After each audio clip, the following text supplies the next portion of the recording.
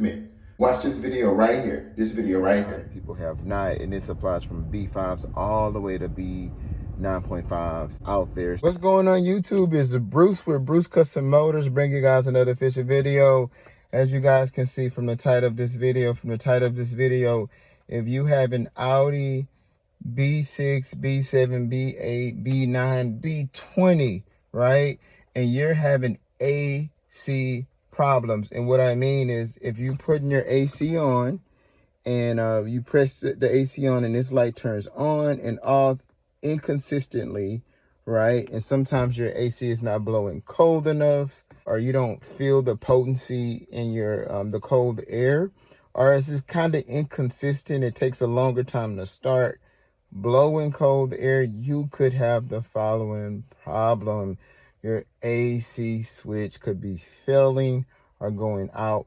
So in this video, I'm going to show you how to change the AC switch, and you're going to be amazed with the results. So without further ado, here we go.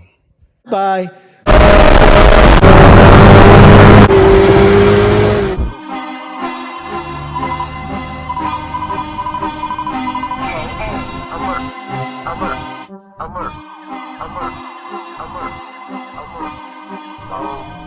We got Bruce up on the track.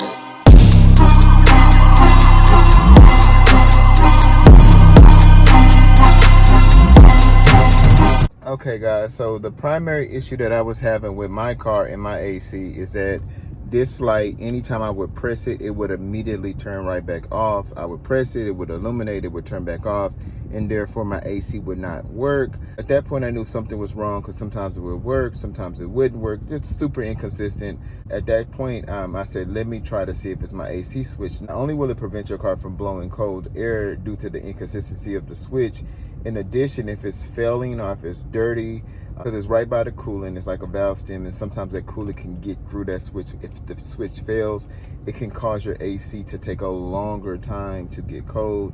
You ever got in your car and you turn it on and then you're like, man, it's not as cold as it used to be. A lot of times people will assume that it's just a charge on your Freon, whereas it can be just a failing or an old switch. So it's recommended every 60,000 miles to change the switch, and I'm sure a lot of people have not, and this applies from B5s all the way to B9.5s out there. So I would definitely say check this switch. If you're I'm leaning towards 50K to 60K, check the switch. It's very simple to get to on most Audis. I'm going to show you an example on a B8.5, but I also have a B9, and it's in the same location as well as my Volkswagen Atlas. All right guys, so without further ado, here we go. All right guys, these are the tools that you're going to need to do the job to fix the AC switch or control switch, whatever you want to call it, that's right in front of the bumper. You're going to need to have the new switch, right? You're going to need a 1/2-inch socket. You're going to need an extender, and I just have this adapter. If you are working with a half drive, you need to go to 3/4, or you know, you kind of get that. And the reason you need a 1/2-inch long is because you're going to go on top like this, and it needs to fit on there. If it's not long enough, you won't be able to get it. All right guys, so I just went ahead and got one from O'Reilly's, this actual pressure switch, or rather AC pressure switch. So about $100 from O'Reilly.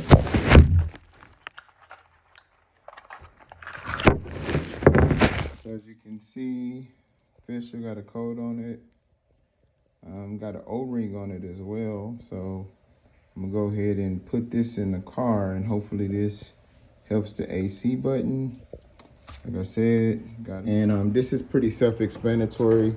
I took this off of the vehicle first. Don't mind how dirty the engine is. I'm sure some of you guys may have already seen my reveal video, so I got an engine cleaning video coming soon, so don't even worry about that. So as you can see, the first thing I did was I took this off, fasteners off, right? And then I unplugged the sensor, right? Like you saw in the video, and then I'm gonna use that socket to go down in there and get that out. Simple, right? All right, here we go. Once you take off the top part, the next thing you're gonna do is you're gonna come right over here and just kind of push this clip and just pull it out pretty much. And the actual switch is right there. So I'm gonna turn that switch out. Let me kind of zoom in a little bit. So that's the switch. So I'm gonna just take this, pull this, and then I'm gonna get a socket because I can't fit in there. I don't have enough space. And pretty much take it out and put the new one in. I mean, it's pretty self-explanatory. And I can already look at it, guys, and tell, look at that switch. It's corroded. This is my problem, I'm believing. It doesn't look good. It looks pretty corroded and they're dirty. Connections don't look good. So I'm probably gonna have to clean this out as well. Cause you see that? I'm gonna get some cleaner to clean that out. And I think this is my issue, guys, honestly. So sometimes it's good to just look to see, but yep. If you just take a deep look, and just to show you guys in retrospect how this, I'm zooming in. If I zoom out, you really can't tell, so it's always good to zoom in. All right, guys, as you can see, I have the ratchet and I got the socket. And all I'm gonna do, guys, I'm trying to do this with one hand. I'm gonna just go in here like so, squeeze in there, go right on top, like that. Then I'm just gonna unloosen it, guys. It's spring loaded, so you don't have to worry about losing any Freon. For those who wanna know, are you gonna lose Freon? It's spring loaded, so you won't lose any Freon. All right, so I'm just gonna loosen it up, guys, and that's it, just like so. Boom, it broke like that. Just like that.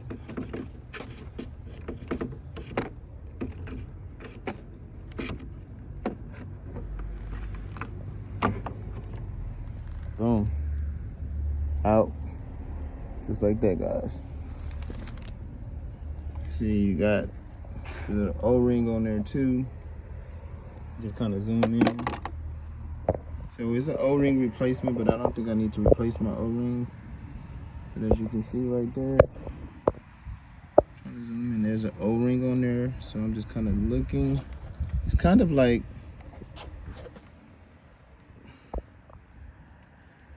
a valve stem almost, guys. See that? It's like a valve stem, right? Just like a tire valve stem. So it's spring loaded, so you don't have, it's kind of like when you're taking the valve stem off of a tire. That's how much Freon you would lose. It's just a little squirt once you're screwing it off or putting something on it to put air in it. But other than that, we're good. So we're gonna put the new sensor on. Old sensor right here. And just so you guys can see a side by side of the old one and the new one. This is the old one, this is the new one. Just making sure everything is aligned properly. Just kind of looking at the screws. So we're gonna go ahead and put this new one in. All right, guys, so the new switch is in there. And I plugged it in. So, you know, like I said from the beginning of the video, guys, I've already checked the switch. I know that it works. That was my issue. So you can just go in reverse as far as putting it in and just checking the AC. If it consistently illuminates, then that means that you're working. If it's inconsistent, it's not. So I know it's working for me, so I appreciate all the love and support. Yeah, that's pretty much it, guys. This is Bruce with Bruce Custom Motors. Peace and out. If you like these videos and want to see more of them, just let me know. We're going to keep it coming. This is Bruce with Bruce Custom Motors. Peace and out.